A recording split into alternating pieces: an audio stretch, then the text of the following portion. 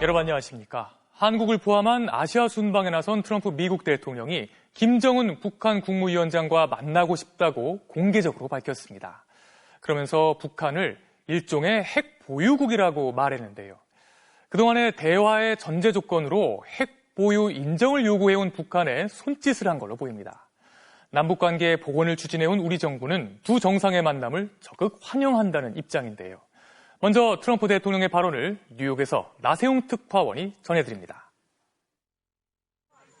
도널드 트럼프 미국 대통령이 이번 방한 기간 북한 김정은 위원장과 만나고 싶다는 뜻을 공개적으로 밝혔습니다.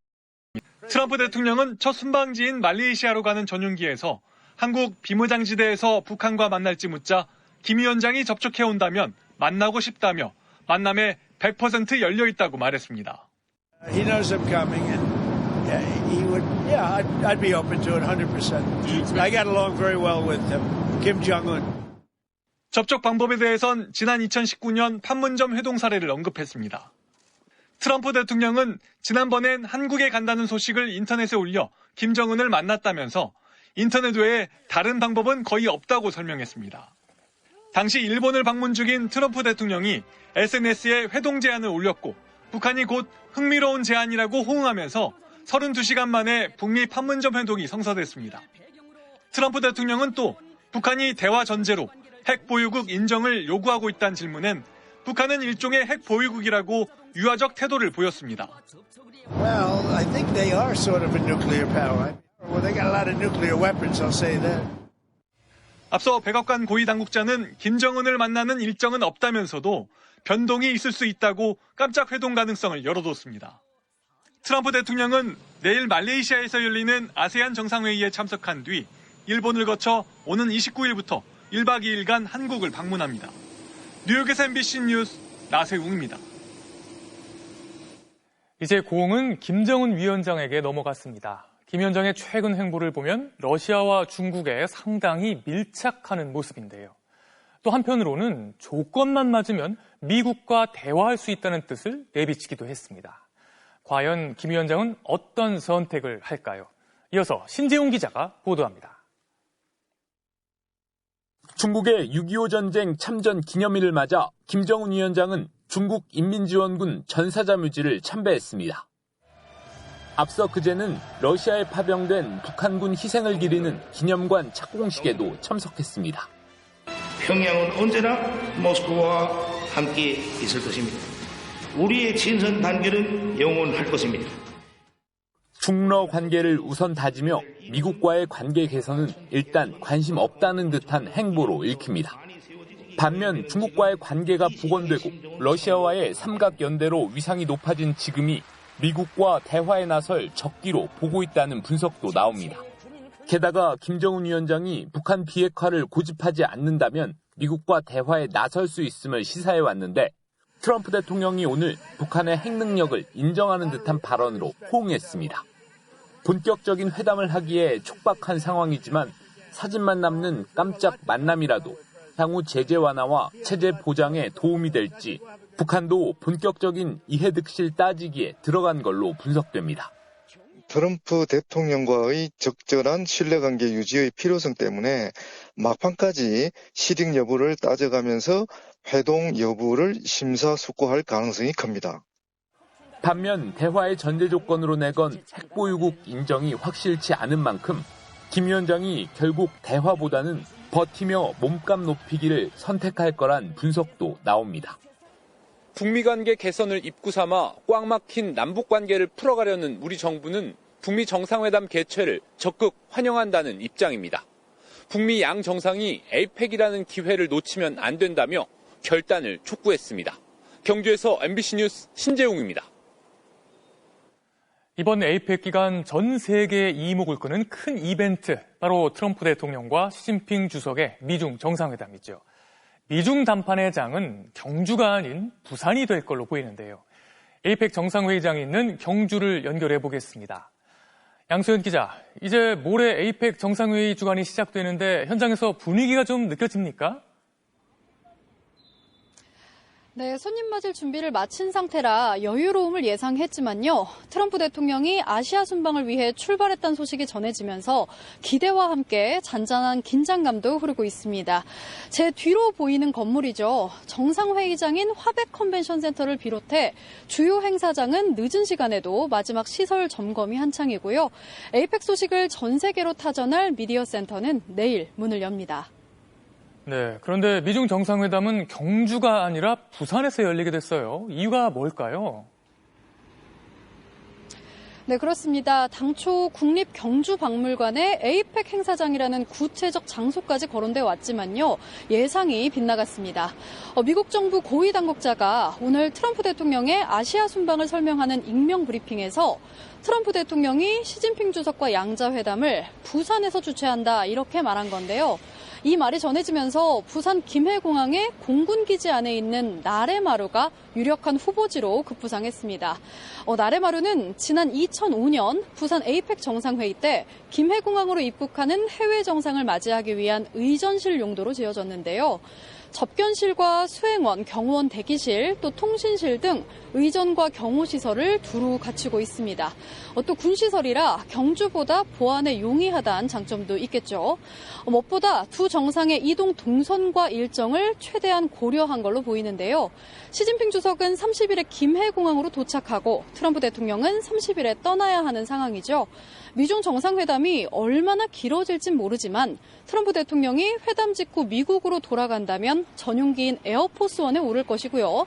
만약 북미 정상의 깜짝 회동이 성사된다면 헬기를 타고 판문점으로 이동하기에도 공항이란 장소가 용이할 겁니다. 트럼프 대통령은 오늘 중국이 넘지 말아야 할 선, 레드라인으로 설정해둔 대만 문제도 시 주석과 논의할 거라고 말했는데요.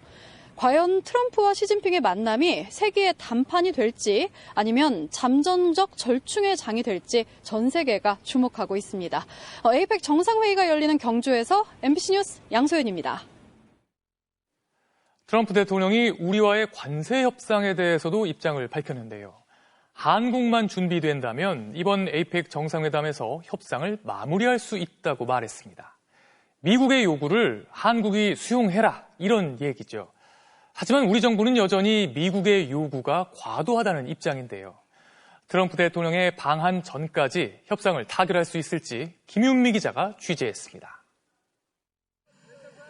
트럼프 대통령은 에이펙에서 한국과의 관세 협상이 타결될 것 같냐는 기자들의 질문에 거의 마무리 단계로 성사될 수 있다고 답했습니다. 단 조건을 달았습니다.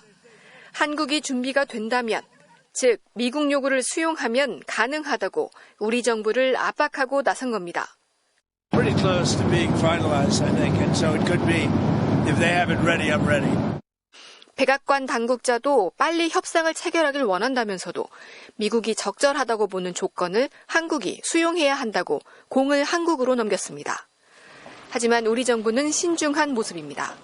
미국 요구는 8년 동안 매년 250억 달러를 현금 투자하라는 것, 3,500억 달러 전액 현금 선투자 입장에서 한 발 물러서긴 했지만 여전히 과도하다는 게 우리 정부 입장입니다. 8년간 250억 달러냐? 아니면 우리 입장은 10년간 150달러를 우리는 주장했다라고 언론 보도가 나오고 있어요. 그런 유사한 논의는 있었습니다. 이재명 대통령도 어제 외신 인터뷰에서 국내 금융시장에 미칠 영향 등을 언급하며 인위적인 목표 시한을 두고 협상하진 않을 것이라고 강조했습니다. 트럼프 대통령이 방한하는 29일까지 한미 양측의 협상이 계속되는 만큼 극적인 타결 가능성을 배제할 수 없지만 미국의 무리한 요구가 바뀌지 않는다면 협상이 에이펙을 넘겨 장기화될 수 있다는 관측도 나옵니다. MBC 뉴스 김윤미입니다. 에이펙 개막을 앞둔 경주는 지금 도시 전체가 들썩이고 있다고 합니다. 주말을 맞아 시민과 자원봉사자들이 자발적으로 거리로 나와 손님 맞이 준비에 나섰다고 하는데요. 박성화 기자가 현장을 다녀왔습니다. 경주의 대표적 번화가인 황리단길. 비가 내리는 와중에도 경주 시민들이 곳곳에 떨어진 쓰레기를 줍고 풀을 베어냅니다.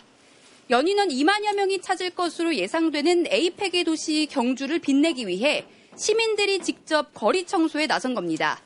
에이펙 손님들도 오시고 또 관광객들 많이 오시고 하니까 항상 우리 경주를 깨끗하게. 자원봉사자들도 본격적으로 업무를 시작했습니다. I would like to commend 불국사 템플 first. 경주 시민 150여 명을 포함해 전국에서 선발된 자원봉사자 300여 명이 숙박, 교통, 관광 등 다양한 분야에서 길잡이를 자처했습니다. 영어학원을 오랫동안 운영하고 그리고 나서 경주의 문화해설사로서 알려지지 않은 그런 것에 대해서 더 많이 알리고 싶어요. 음식점도 남달라졌습니다. 해외 손님을 위한 양방향 통역기와 3개국어 차림판, 알레르기 환자와 채식주의자를 위한 메뉴를 따로 준비했습니다. 관광객들이 많이 늘어나겠죠. 국내 사람은 물론이지만 외국인 사람도 많이 오리라고 기대를 하고 있습니다. 숙박업소들은 바가지의 오명을 쓰지 않기 위해 가격 안정화를 실천하고 있습니다. 한때 평소 숙박료의 10배까지 올린 업소가 등장하기도 했지만 업주들의 자발적인 자정 노력과 경주시의 모니터링 덕에 현재 예약 가능한 숙박업소 요금은 지난해의 1.4에서 1.8배 수준입니다. 와서 바가지 쓴다 이런 느낌보다는 굉장히 합리적인 가격으로 경주에 오시는 분들이 행복했으면 좋겠어요. 그 덕에 도심은 어느 때보다 북적입니다. 에이펙을 앞두고 경주의 거리와 유적지에는 외국인들의 발길이 이어지고 있습니다. 지난 9월까지 경주를 방문한 외국인은 97만여 명으로 올해 방문객은 역대 최다를 기록할 전망입니다. But Jeongsu is true Korea because everything is art here. It's a good choice. It's a very good choice. 경상북도와 경주시는 에이펙을 계기로 역사 문화도시 경주를 세계로 알리기 위한 다양한 전시와 문화 행사도 마련해놨습니다. MBC 뉴스 박성아입니다. 다음 소식입니다. 이재명 대통령이 이상경 국토교통부 차관의 면직안을 제거했습니다. 아파트 갭 투자 의혹에 대해 이 차관이 직접 사과했지만 비판 여론이 가라앉지 않았는데요. 장동혁 국민의힘 대표 역시 소유하고 있는 부동산 6채가 모두 실거주용이라고 밝혀서 논란이 일고 있습니다. 김재경 기자가 보도합니다. 이재명 대통령이 이상경 국토교통부 차관의 면직안을 전격 제거했습니다. 갭투자 차단 대책을 내놓곤 정작 자신이 30억 원대 아파트 갭투자 의혹을 받았고 돈을 모아 집을 사면 된다는 말로 여론의 문매를 맞았던 이 차관은 결국 임명 넉 달 만에 낙마하게 됐습니다. 사의 표명을 한 지는 하루, 대국민 사과 이후론 이틀 만입니다.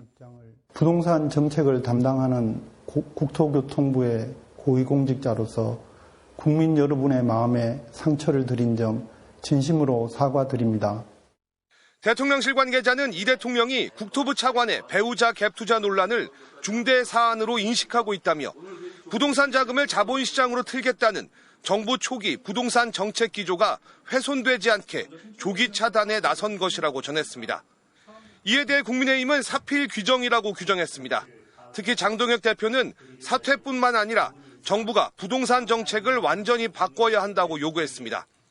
하지만 자신이 주택 6채를 소유했다는 비판에 대해선 아파트 2채와 오피스텔, 고향 주택 등 모두가 실거주용이라고 주장했습니다.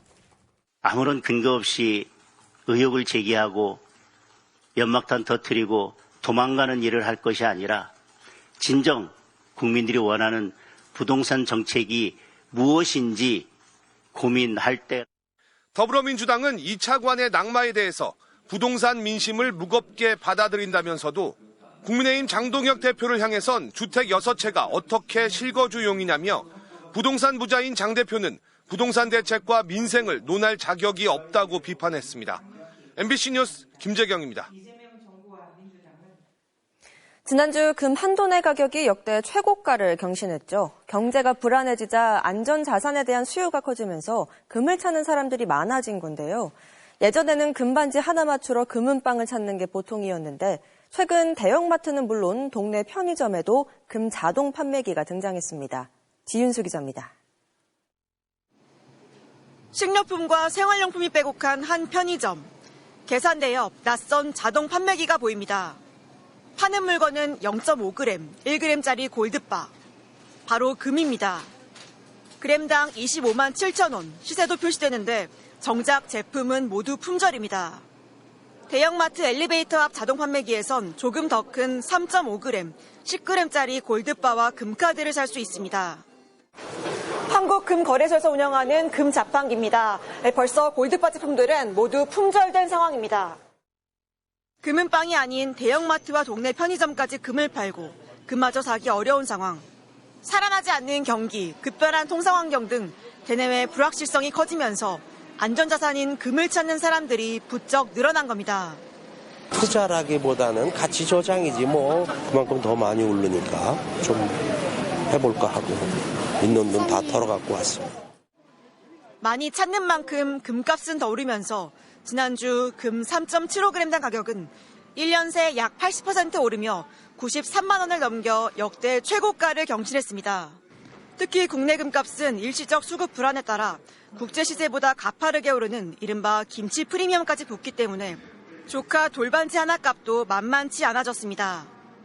미국에 사는 조카가 달라가지고 12월 달 되면 금값이 더 오른다고 해가지고 지금 시간 있을 때 좀 미리 나와가지고 살려고 합니다. 집에 있는 그 14K나 18K 은수저 그런 거를 갖고 오셔서 골드바로 바꾸는 경우도 많이 있습니다. 전화 상담, 문자 상담에서 하루에 한 100건 정도. 장기적인 상승세는 뚜렷하지만 이번 주 국제 금 시세는 하루 사이 약 5% 떨어지며 상승 열기를 잠시 식혔습니다. 개인 투자자들이 몰려 변동성은 커진 만큼 미중 통상협상 등 여러 변수에 따라 금값이 출렁일 수 있다는 점은 유의해야 합니다. MBC 뉴스 지은수입니다. 어제 열린 김건희 씨 재판에서 건진법사 전성배 씨는 통일교 측으로부터 전달받은 명품 목걸이와 샤넬백을 전하면서 김건희 씨에게 제출한 게 맞다며 말을 바꿨는데요. 그간 이 물건들을 잃어버렸다고 해왔던 전성배 씨가 돌연 진술을 뒤집은 이유가 무엇인지 유서영 기자가 취재했습니다. 6,200만 원 상당의 그라프 다이아몬드 목걸이, 샤넬 가방 3개와 구두 1켤레, 건진법사 전성배 씨가 김건희 씨 측에 전달했다가 돌려받은 뒤 집에 보관해왔다며 제출한 물건들입니다. 그동안 전 씨는 김건희 씨에게 전했던 명품 선물들을 잃어버렸다고 해왔는데 첫 재판에서 돌연 진술을 뒤집었습니다. 진술을 바꾼 이유에 대해선 나도 종교인인데 거짓말을 계속할 순 없지 않느냐고 했습니다. 그렇지만 진짜 속내는 문제의 물건들을 집에 보관해둔 전 씨가 금품 수수자로 해석될 여지를 차단하고 전달자 역할만 했다고 강조해 알선수재 혐의를 빠져나가 보려는 의도일 수 있습니다. 실제로 전 씨는 통일교 윤영우 전 본부장이 김건희 씨에게 명품을 주려는 이유에 대해 단순 선물이라며 청탁 목적이 없었다고 주장했습니다. 하지만 윤 전 본부장은 김건희 씨에게 다이아몬드 목걸이를 전해달라면서 통일교가 추진하는 행사에 한국 교육부 장관의 예방을 부탁한다는 문자를 전 씨에게 보냈다며 청탁 목적을 구체적으로 증언했습니다. 그동안 오리무중이던 청탁대가 금품의 실물은 물론 금품 전달에 관여한 인물들의 구체적인 증언이 나오는 상황. 전 씨는 김건희 씨가 거짓 증언을 요구했느냐는 특검 질문엔 내 재판에서 말하겠다며 적극적인 진술 의지를 드러냈습니다. 또한 전 씨는 명품 선물을 전달하고 돌려받은 통로로 김건희 씨의 측근 유경옥 전 청와대 행정관을 지목했는데 다음 주 재판에서 증인으로 출석하는 유 전 행정관이 어떤 증언을 할지도 주목됩니다. MBC 뉴스 유서입니다. 159명의 목숨을 앗아간 이태원 참사, 이제 나흘 뒤면 꼭 3년입니다. 오늘 서울 광장에서는 희생자 추모 행사가 열렸는데요. 현장 연결합니다. 자, 박솔립 기자, 그곳 분위기는 어떤가요? 네, 오늘 3주기 추모대회는 저녁 6시 34분 시작됐습니다. 3년 전 참사 당일 첫 신고가 접수된 시각입니다. 유가족들과 시민 등 주최 측 추산 5천여 명이 모여 추모와 연대의 상징인 보라색 물결로 광장을 가득 메웠습니다. 환하게 웃는 희생자들 얼굴이 대형 화면에 차례로 나오고 그들의 이름을 한 명씩 부르며 기억하겠다는 호명식이 진행되자 곳곳에서 울음이 터졌습니다. 별들과 함께 진실과 정의로 3주기 추모대회 주제입니다.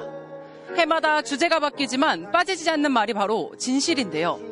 정부가 진상규명에 앞장서달라는 유가족 호소에 정부 대표로 참석한 김민석 국무총리는 화답했습니다. 들어보시죠. 철저하고 투명한 진상규명이 반드시 이루어져야 합니다.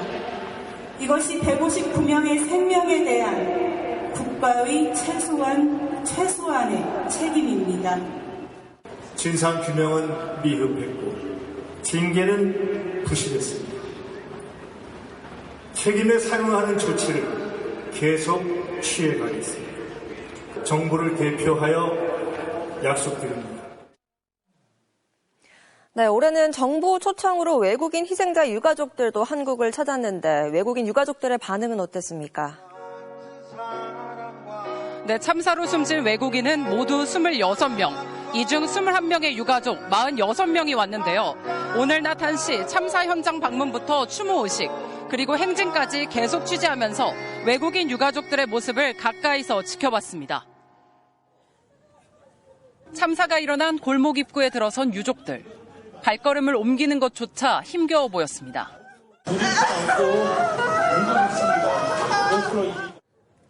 가족의 영정사진을 가슴에 끌어안은 채 눈물을 흘립니다.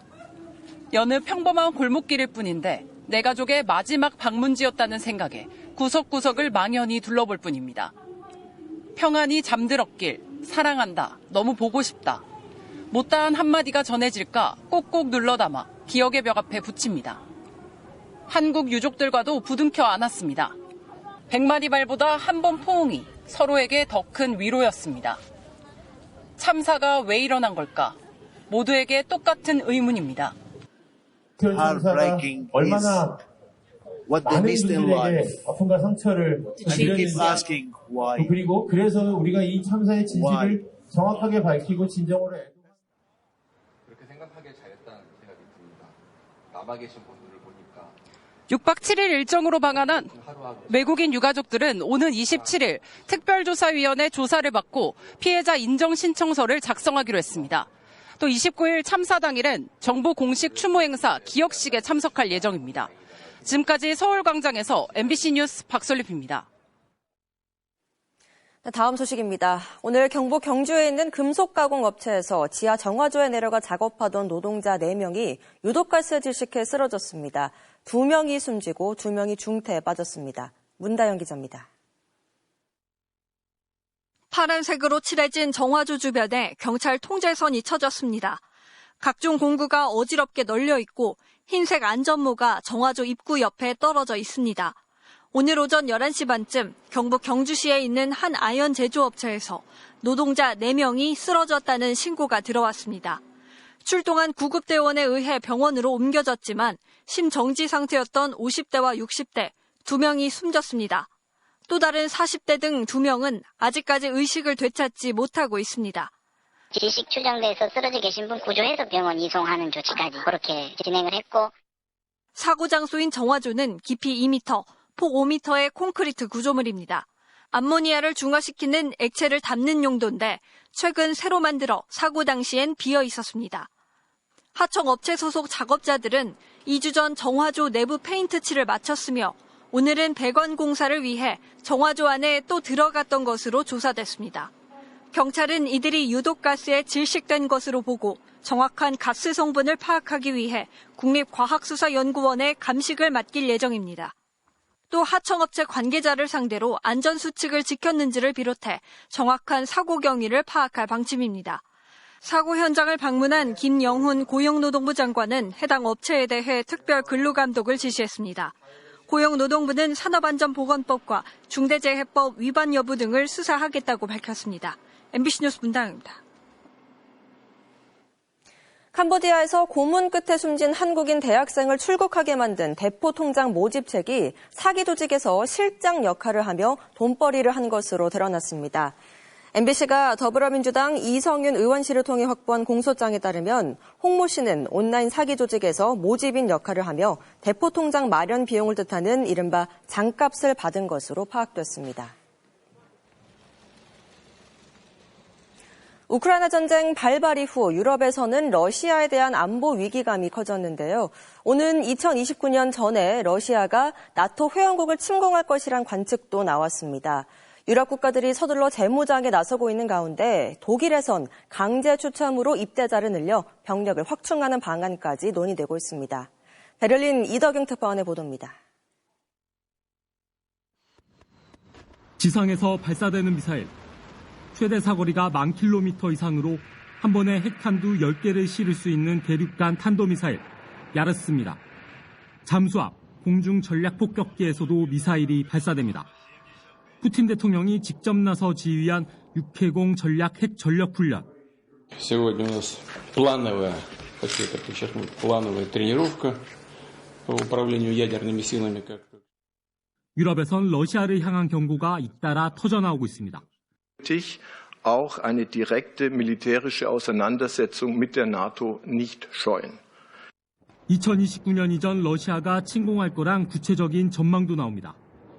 유럽은 병력 등 대대적인 군비 확충을 선언했습니다. 특히 독일 정부는 지난 2011년 폐지된 징병제를 일부 되살려 병력을 늘리려 하고 있습니다. 추첨을 통해 입대자를 지정한다는 것입니다. Die nicht bekommen auf freiwilliger Basis. Wir wollen ja Anreize setzen, Zuschuss für den Führerschein, Gehalt. Würden wir ein Losverfahren machen und das würden wir. 오는 2027년부터 만 18세 성인 남성을 대상으로 신체 검사를 의무화하고 지원자로 채우고도 병력이 부족할 경우 원하지 않더라도 전산 추첨을 통해 강제 입대시키겠다는 겁니다. 현재 20만 명이 안 되는 병력을 이런 식으로 10년 뒤엔 26만 명까지 늘릴 계획입니다. 당사자인 청년들은 반발합니다. So entscheidend ein wichtiges Thema, was über Leben und Tod entscheiden kann, nicht mit einem Losverfahren gerecht ausgewertet oder entschieden werden kann. 하지만 독일 집권 여당인 기민당은 추첨제를 밀어붙이고 있습니다. 장기적으로 여성을 징병 대상에 포함시키는 방안까지 제시되고 있습니다. Wir haben ungefähr 350.000 junge Männer pro Jahrgang einziehen. Wir haben aber auch ungefähr genauso viele junge Frauen pro Jahrgang, die 뜨거운 논쟁 속에 독일은 내년 1월까지 병역법 개정을 마무리할 예정입니다. 베를린에서 MBC 뉴스 이덕영입니다.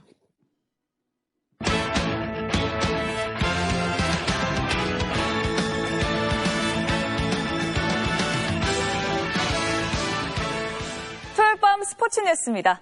정규 시즌 막판까지 1위를 다퉜던 LG와 한화가 내일부터 한국 시리즈를 펼칩니다. 한화는 플레이오프 MVP 문동주를, LG는 톨허스트를 1차전 선발로 내서